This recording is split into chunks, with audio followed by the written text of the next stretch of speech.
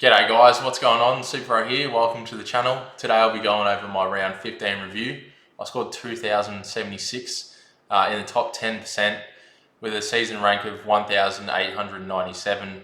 So I dropped in the ranks 180 spots, which is a bit frustrating. Thought I would have done a little bit better this week, but yeah, there were some players that had some high ceiling games. We'll have a look at the team of the week just to see what players I'm missing.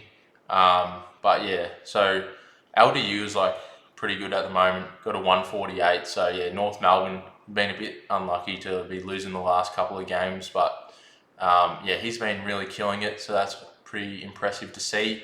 And then Goulden's been tearing it up. So probably should have got in Goulden over someone else in my side.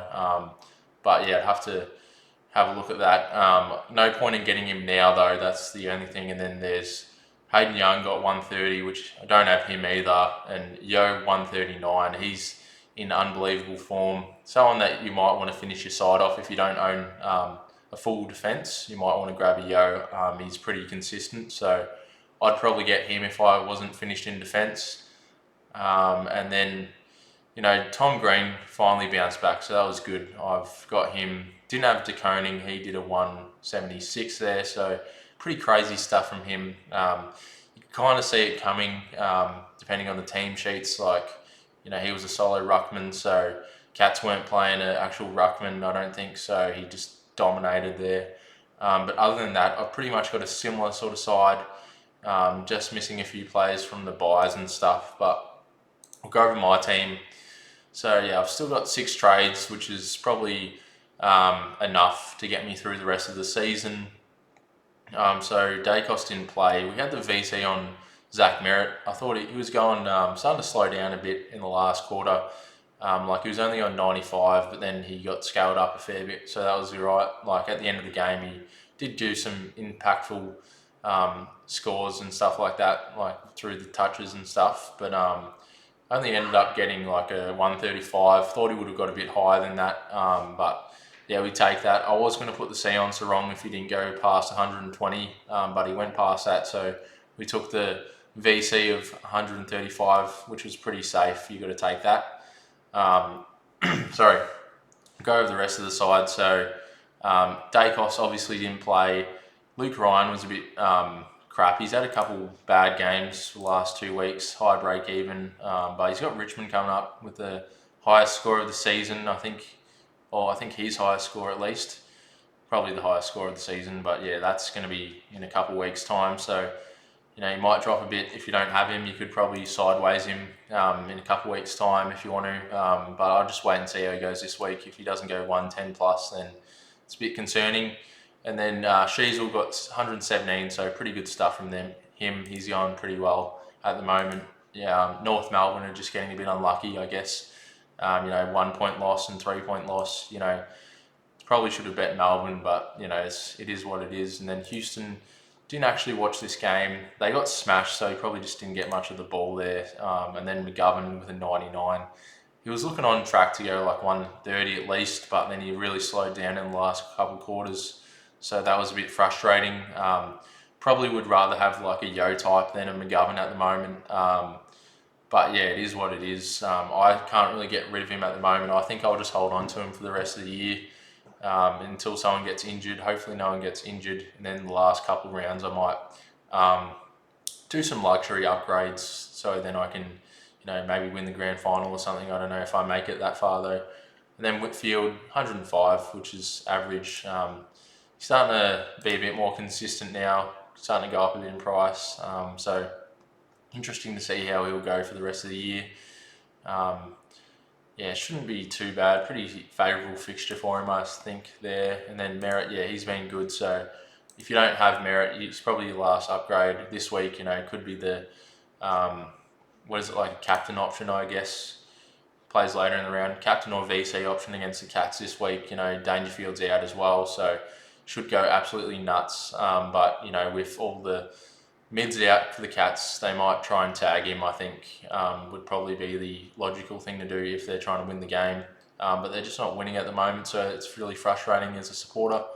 But, we're just getting dominated, which is really embarrassing. But, we've had our time, I guess. But we can still make finals, I think. And then Sarong with the 121 there, so they actually pumped. They didn't pump him, but they, bet the Gold Coast Suns. I thought it would be a bit more closer than that, but Sarong was pretty much dominating their midfield there, so that was good to see from him. But I think he's got a couple good fixtures coming up. Like he's got the 150 in round 9 against Sydney, so he could be a VC option again this week, or a captaincy option. But he's got a pretty nice fixture on the run home there, so be keen to see some big scores from Sarong. Then Butters bounced back with a 123, which is a bit of a surprise considering they got smashed by like 80 points, but still got a bit of the pill, so that's all that matters. And then Walsh, I had the feeling not to put the VC on him just because I thought he would get a bit of attention. But yeah, I don't know if he did or not. I was at the game, but I was, at the bar, hiding in the bar because we were getting dominated. So, it's a bit annoying. It's all right though. We can have a few drinks and get over that one. Carlton are in unbelievable form. So yeah, fair shout. They'll be in the grand final at the end of the year against Sydney probably. But we'll have to wait and see with that one. Then Rao, he's been like a bit of a failed pick for me. Like I bought him in.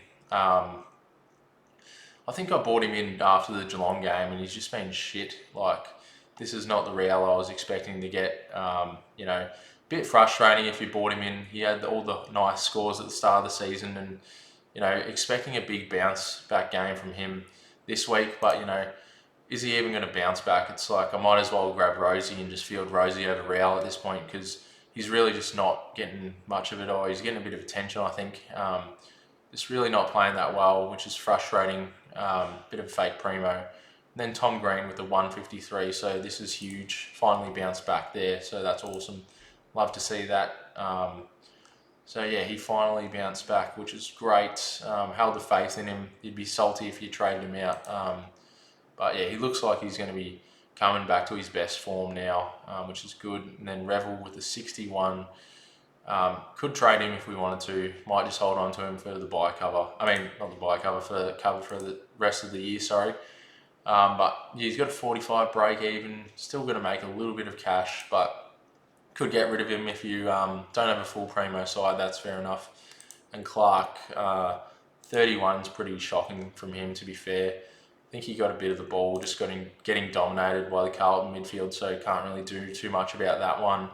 And we were missing Bont and Steele this week, so they can come back onto the field. So I think Bont is actually a good VC option as well. He's got North Melbourne 169 last year in round 14 at Marvel again this year. So obviously that's where it would be played, but could be a good VC option. I think he's earlier in the round. Round 16. So yeah, he's got the Saturday.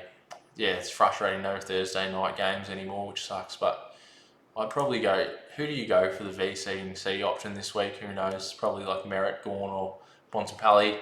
But yeah, we'll go over them as well. So Gawn, he got 114, which is pretty average. They really didn't play that great. Like you'd be so furious if you had Clayton Oliver. You got what do you get? 32 or something? It's ridiculous. He could be 400k in a couple of weeks. Yeah, 32. That's just shocking.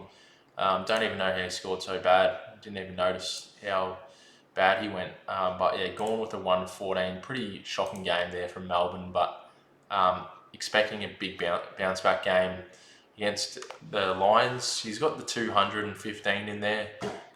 So this is the VC option that everyone should be getting on this week, just because he does play well against Brisbane. So I think you'd have to put the VC on Gawn if you have him. And then I've got Nankervis here, so he'll come back after a bit of a rest. So I'm hoping that he can come out and just absolutely smash De Koning, but just because he's a more physical ruckman. But De Koning's in pretty good form, so have to wait and see how he goes. But I think he should be able to get at least a 130 against him, because he's pretty good at in the ruck, but yeah, so hopefully he can come out and give me a massive score as a bit of a pod, so then I can go up in the ranks, which would be nice.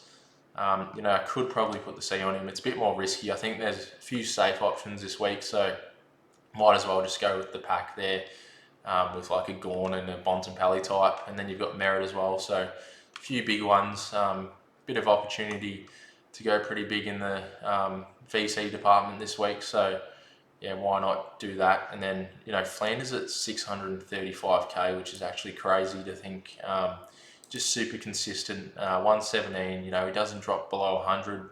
So it'll be interesting to see how he goes this week against the Pies. Should be a 120 hopefully, and then Heaney 112. Just consistent, but not too high in ceiling wise. Last week he played pretty well, but this week against Freo, wonder how he goes. Probably not going to be looking at the VC on him though. I think it'll be Sarong over him if I was going to do one of those guys in that game. But yeah, I think there's a couple clear options this week. And then Zorko against Melbourne. Wonder who even versed Melbourne. It was North. Yeah, so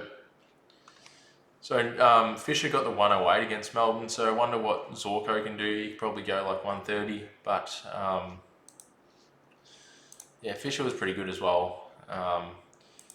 108, and then Jackson was pretty shocking with 66. I think Darcy was just getting all the points in this game, so they'll probably double team Grundy this week, so that'll be interesting. Hopefully he can pump out 100. But we got Day now, so that's pretty clutch. He kicked a few goals, got a 80, which is nice. Good for some cash flow if we needed to make another upgrade later on, or like a sideways, or maybe just get an M9 type player, like a Connor Rosie, then that would be good. And then we got more coming back this week, so I'm hoping he can go pretty large against West Coast this week, hopefully. But West Coast seemed to have a bit of a fight against Essendon, which was a bit of a surprise. But yeah, Dylan Moore, hoping he can go like 115 plus against West Coast. That would be nice for us. But yeah, I'm not really sure about the pick. Like, I probably should have got someone else, like a Isaac Rankin or someone like a Kerno maybe, because Dylan Moore, he's just like, pumping out the 70s and stuff, so we probably want to get someone else in if we can. If he keeps going bad, hoping he's got a couple good games coming up, like a pretty favourable fixture for kicking goals, so hopefully he can come out and pump out some goals, like kick 5 or something on the weekend would be ideal, but probably unlikely. So yeah, this is the side. So it's full primo now, which is good. Been full primo for a little bit, I guess. Well, last week was full primo, just didn't have the players on the field. So now we can just chuck the VC on Gawn, which is ready on Gawn, and then we can put the C probably on Bontempelli. But I'd be shocked if they didn't tag Bontempelli. But yeah, what's the tag going to do to him anyway? He's just going to dominate against North. So yeah, it's just a bit unlikely that he's going to get hard tagged and affect his score, in my opinion.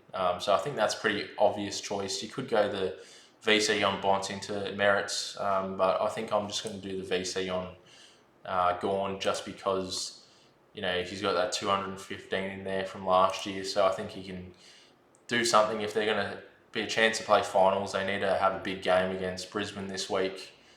So that'll be a good watch. And then we could grab a Rosie type player. I think it would be beneficial for our side. We could just get rid of like a Jai Clark and Revel, I think, and then we'll just grab,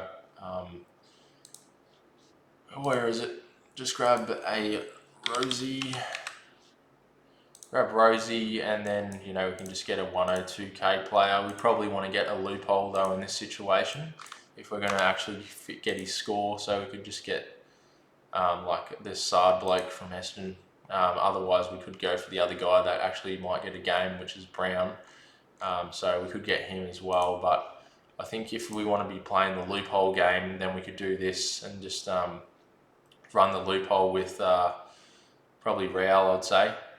So yeah, chuck Real on the field, on the bench there. And then if he doesn't go 110, then you bring Rosie in the field. Could do something like that. Not sure if I will. I probably will do it though, to be fair. It's just I'll only have 4 trades left, so that would be a bit risky, but having an M9 isn't a bad shout. It's probably better off to spend the money in the forward line, in my opinion though, so I'll have to wait and see what the team sheets are. Could even loop like Day and Moore this week if I wanted to, or like a Jackson type, but I don't think Day's going to pump out another 100 or something like that. Like, he got 80, so who have they got? They've got Collingwood. It'll be unlikely if he goes like 100 plus, but we could do that risky loophole there. Why not with someone else? But I think it'll be pretty safe to field Moore this week anyway against West Coast. So at least there's that option now if he's actually going to be pumping out good scores and you've got him in your side. So that's probably a good shout. Just got to bring the players back on the field though. So I'll probably put the VC on Gorn into Bont. That'll be the safest bet. That's how we're going to line up. Have a look at the game day matchups. So what we got the dub over Shorty SuperCoach, so pretty unlucky week for him there. And then, got the W over the big Brady Trail Dogs. So I thought I was a bit screwed there at the start when he got the VC on Tom De Koning there. Took that. Bit of a surprise there. He's got Holmes in there as well. He's a pretty good pick. So I think, I've missed the boat with Holmes at the moment. He's got the 140 break even. Maybe we swap him to swap McGovern to him later in the season. That's probably ideal. He does have a bit of an injury concern in the past, but he's pretty good this year. Like, he's played all the games and stuff. Had a breakout year. Kind of wish I picked him up in defence. Definitely a top 6 defender, I would say. Probably should have done that, but yeah, he seems to be especially with Dangerfield going to be out again. He's the main guy in the midfield, so should be in for a big one. And Tanner Bruin's out for 6 weeks or something, 4 to 6 weeks. So Holmes is definitely a good shout if you are looking to finish off your defence, but he is a bit more expensive at 570k there.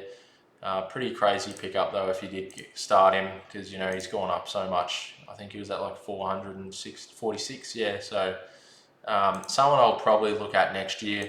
I might start Holmes next year, and then who else? So we got the dub over Trail Dogs there, which was pretty lucky, I guess. But some of our players did pretty bad as well there. But we'll have a look at the matchup in the league. So yeah, not too bad there from us. Lost the one game. We've got a few climbers. Ryan's at 32 there, so wonder when the finals start. Not too far away now. Lockie's going pretty good there. But yeah, Declan's going good as well. What else are we going to be doing? So yeah, I'll have a look at who we've got this week. Got Fish and Crips, from Sam. So I think it'll be a bit of a close matchup this week with him. Why is this showing up here? I don't want to see that. Get off my screen, eh? There we go. So yeah, a bit of a close one, I reckon. He's got some good players in there like Dale and Goulden, Sexton. He's been right. Maybe he trades him. I don't know. I think Salem is out, so I think I had Salem. Yeah, had Salem the other week, and I traded him out, which was pretty much it. Absolute luck because he got subbed off with a 65. So that's pretty lucky that I traded him out when I did. But yeah, that was pretty lucky, I got to say. Imagine I held on to him, he got a 65, and then I had to trade him the next week. But probably wouldn't have been that much of a big deal anyway. But yeah, I'll just go over some players that I think if you don't have a full primo side, who I'd probably recommend getting. So we've got defenders. So McGovern's actually 5th, which is a bit of a surprise, but yeah, he's been a good starting pick, so thought he'd be pretty good for the year. Jordan Clark's pretty good as well, so I sideways Nick Martin out of the team for Nankervis, but if you still got him, I'd probably just hold him for the year. I'd probably be more concerned about McGovern, trying to get him to an Elliot Yeo type of player, I reckon. Just so he's got, because I think Yeo's got the higher ceiling than McGovern there. It's been kind of proven throughout the year, but McGovern can pump out some big scores. He's just super consistent, which is nice, but starting to drop off a little bit, so hopefully he can bounce back though. But Nick Martin has a really good fixture. He's got like, all of his games except for one in Melbourne, so that's pretty cooked. So I probably should have held him in that sense, but I was thinking I might take a bit more of a punt on like some pods, so I did that. But yeah, he could be going pretty well for the rest of the year for the Melbourne games, but probably prefer Holmesy at this point. But then again, I'm a Geelong supporter, so you might want to take my opinion with a grain of salt there. So yeah, I don't mind Holmes. I think he can go like 110 for the rest of the year pretty comfortably. Just hopefully he doesn't get injured. And then who I'd probably go for the most, I think you would probably get Yo as number one if you don't have him. Like, I mean, if you don't have one defender, you got one defender left, I'd probably grab Yo because he's got the DPP status, can go into the midfield, got the low break even, but he's got the highest ceiling, I think, out of the other guys. He's got, some 157. He's got a 157 in there, so I'd probably go with him over like a Max Holmes. But I think he's got a high ceiling as well. Oh, he hasn't got a 150 yet, but maybe this week he might do that. But it'll be interesting to see. Dale and Young, I'll probably still put Yo ahead of those guys, and then my second recommendation would probably be Holmes after Yo, and then who else? Sinclair's in pretty good form actually.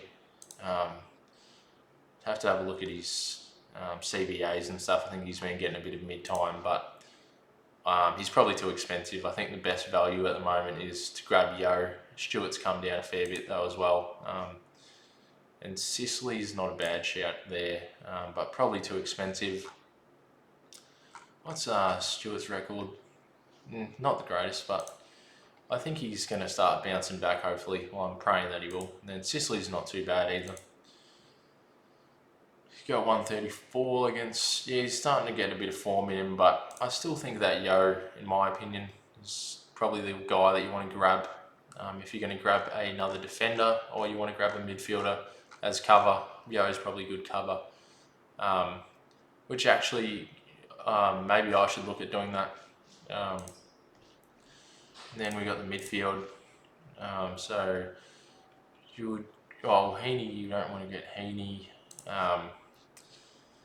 Well, everyone's got Heaney in the forward line, Dacos in the defence. That's the preferable options. So Dunkley's at M8 at the moment, which is surprising. Got that 144, which is pretty good stuff there. Probably should have grabbed him the other week when I was umming and ahhing about it. But yeah, you'd probably want to get like an LDU or a Lockie Neal type player to finish off your side. I'd probably go with a Neal though, I reckon, just because he's, they're trying to make the finals again. So Neal's probably the guy for me that I would grab. Got a pretty nice fixture coming up. Does have the risk of getting tagged though, so that's a bit of a concern.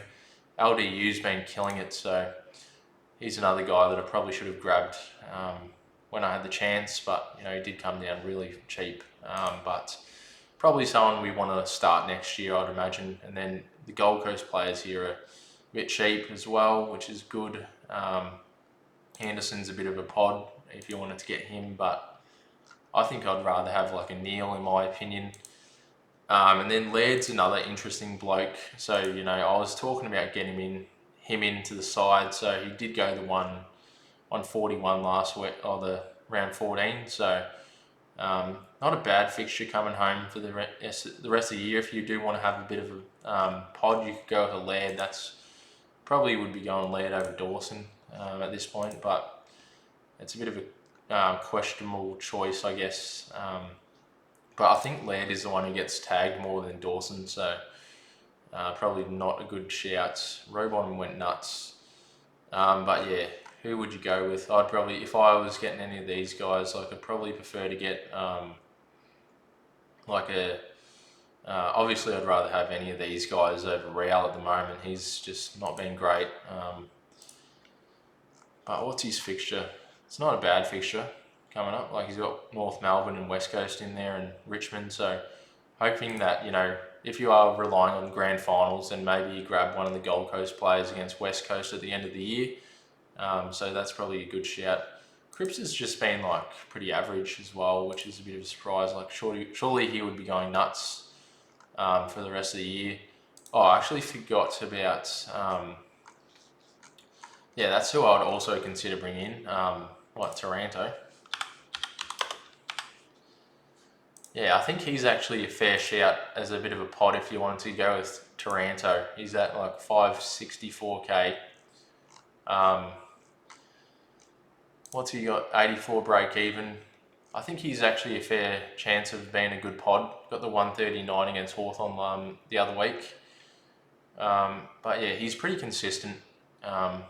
Doesn't really go under 90, but you want him to go 110 at least if you're going to bring him in at this point in the year. But yeah, I don't mind him as a bit of a pod. I think he's got a high ceiling. He should be able to get most of the ball in the midfield for the Tigers. So yeah, I'm also interested to see how teams go against the Tigers now with Taranto back in the side, like their best midfielder. So yeah, that's interesting there. If you want to get him as a bit of a pod, probably do that. But yeah, you're probably looking to get like a Goulden, LDU or Neil over him, or even a Dunkley at that price point. I think they're a bit safer. But if you want to have a risk, then you go with Tim Taranto or like a Laird type, I would say, at that price point. In the rucks, I don't know. So yeah, I missed out. I should have got Grundy, but I think I hold the faith in Nankervis. I think he can come good for me. He's at 600k now, so should be in for a couple big scores. He's got a pretty favourable fixture coming up, so I think he should be going pretty good for the rest of the year, hopefully. We'll have to wait and see how that goes. And then Marshall is coming down a bit in price, so could get him if you wanted to finish your rucks off, but I thought this year is the year for risks, because we have like 30 trades, so why not take a punt on the rucks? But yeah, Grundy probably was the favourable option. Obviously was didn't go the greatest against Briggs though. Thought he was in for another 150 score, but now I think he's got St Kilda coming up, so that's like pretty good against Marshall there. Should go pretty big again. I'm just interested to see how he goes against Darcy and Jackson this week. He might be sub 100, but I doubt it. I'm just praying that he does, because as a non-owner. But yeah, like Cherry's pretty good. Brisbane, not sure. I have to wait and see what Gawn does. Then he's got English, and then he's got Soldo. Should smash him, and then Pies should go pretty good against them. He's probably going to have a double team against like Goldstein and Draper at that point in the season. I'm not too sure how Draper's going though. And then Rob would probably be the matchup in the like grand final if you're going to be playing in the grand final. So not too confident about that. If I was playing for league, I probably wouldn't want to have him. Whereas what Nankervis has got, he's got Wits, which he's got a pretty low score there. So it's a bit of a stitch up there. Maybe, I don't know, surely Wits is too slow, even though I was hyping up Wits throughout the season. So it'd be interesting to see how he goes against Wits. But I think should be better than Adelaide, hopefully. But, then again, Grundy's been playing good against Adelaide. So it's 50-50 for me, I think. But I think that Nankervis should be able to help me get up the ranks. So I went with that pick there. And then the forward line, who are we missing? I mean, like, Curnow is probably who you would get. As a Geelong supporter, I'd probably grab Jeremy Cameron, though. I think he just needs to come out and start pumping out some big scores. He's had a pretty shocking year, to be fair. But, as a Geelong supporter, I'd get Jez over Curnow. But Curnow is pretty consistent. He pumps out like 3 goals a game. So pretty safe bet if you want to get a key forward. I'd probably say just grab Curnow. That's what most people are doing this week anyway, I think. Or they're grabbing Rosie, which is fair. I'd probably consider that as well myself. And then Merritt is who I got last week. So, yeah, not bad. Rankin's too expensive for me, I think. But he's a top 6 forward, I think. Just be interesting to see how he goes. Have to wait and see how he scores this week. I probably wouldn't. Myers is actually quite cheap at the moment, so if he can bounce back, that'd be ideal. And pretty cheap, so could consider him as some cover in the forward line, but you're better off getting Rosie at that price point. Mackay's been a bit average. Jai Colwell, he's been pretty good. So he's had probably his best game or second best game of the year against West Coast there, so he looks good. Not a bad shout if you want to get the mid-forward type player. But yeah, it's a bit interesting in the forward line. You pretty much have to get like a key forward.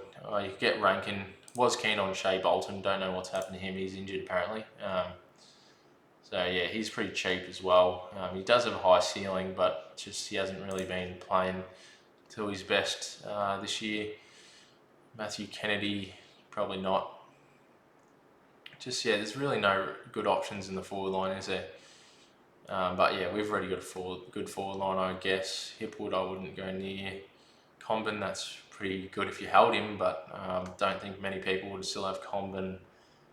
But yeah, there's really no options in the forward line here that I would consider. I mean, Simpkins been alright, but then again, no point in trading in anyone at 400k unless it's Rosie. But Simpkins seems to be going pretty good, so I think his mid-minutes might have changed there. But yeah, that's about it, I think. Number one obviously is Rankin, but most people would already know this, say.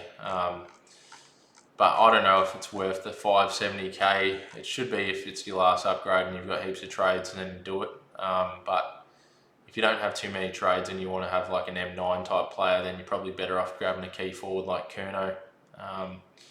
But yeah, I've got a few players to consider, like Brian Myers in the forward line now, and like maybe I want to get someone else like who else? Like I can't even think, a Rosie type of player. But the problem for me is I'll have to use 2 trades in that situation to get one of those guys in. So I think I'll just hold on to Dave for a couple more weeks and see if I can get one of those players in for him. But I doubt they're going to come down any more in price. So it's probably the week to get on those guys if you want to get the cover in the forward line or the midfield. That's a fair shout. Probably need some cover in defence though, to be fair. Because I can swing like Jackson into the ruck department. I can't really swing anyone into the forward line. That's a bit of an issue though. I think like maybe defence is a bit more of an issue with like a McGovern type of player. But he's been in good form this year. Played out most of the games of the season anyway. But yeah, been going on for too long, guys. Sorry about that. But yeah, hopefully you guys have a big week this week. The buys are finally over, so get excited about that. Some big scores incoming for the rest of the season. VC on Gorn into Bonds is probably what I'm feeling like at the moment. Wait on team sheets, but that's probably the safest bet for the rest of the season. I mean, for this week, sorry. But yeah, just quickly have a look at Luke Ryan. It's pretty consistent there. But yeah, thanks so much for watching, guys, and I'll see you guys later.